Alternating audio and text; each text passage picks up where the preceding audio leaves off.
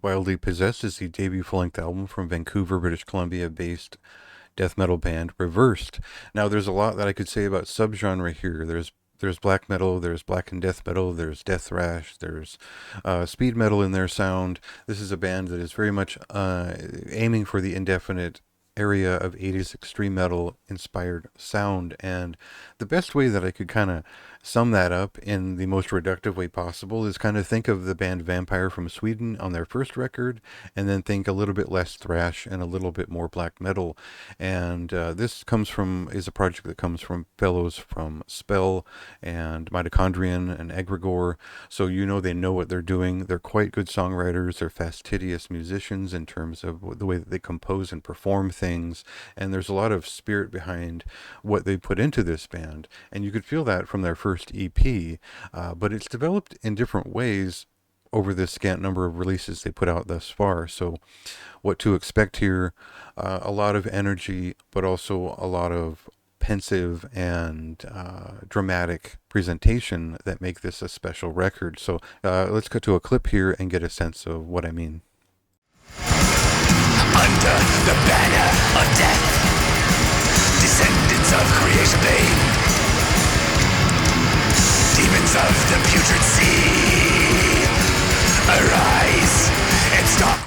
The 2022 promo from the band set the stage for what Wildly Possessed would be all about in terms of its tone. It is a bit frantic, it is speed metal influenced, but it is not necessarily riff after riff for the sake of filling the air with noise.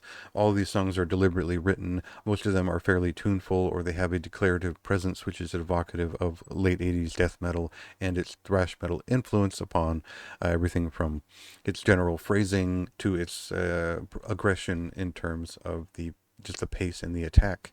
There are moments that dip into the fiery side of like a Slaughter Lord, which is very much a death thrash thing, and maybe Celtic Frost in terms of lunging for bigger riffs. If you're a fan of Slaughter and the later era of that band, you'll kind of get what that sound is too. This is not a raw demo level event, though. This is not a underthought sort of thing, and it is kind of a death thrash record down to its bones, but there are black metal moments.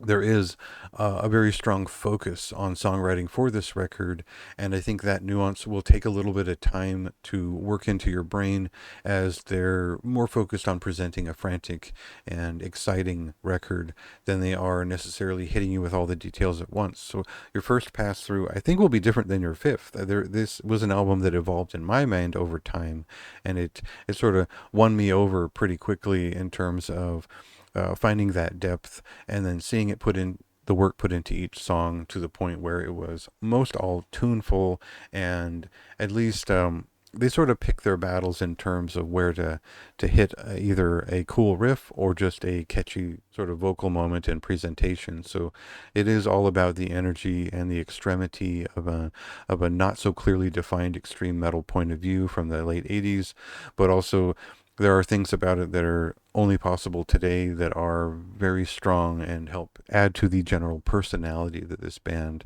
have worked up here. So it's a strong record. Again, it's a little bit hard to describe, but it is very good. And I think that's the challenge here, is that this is meant to be a little bit amorphous. It is meant to be a little bit different, and it is meant to be a shock of classic death metal energy seen from a very different point of view. So I think they've done a great job there in terms of conveying their own point of view, their own version of that, and it's a strong take. It's a great one.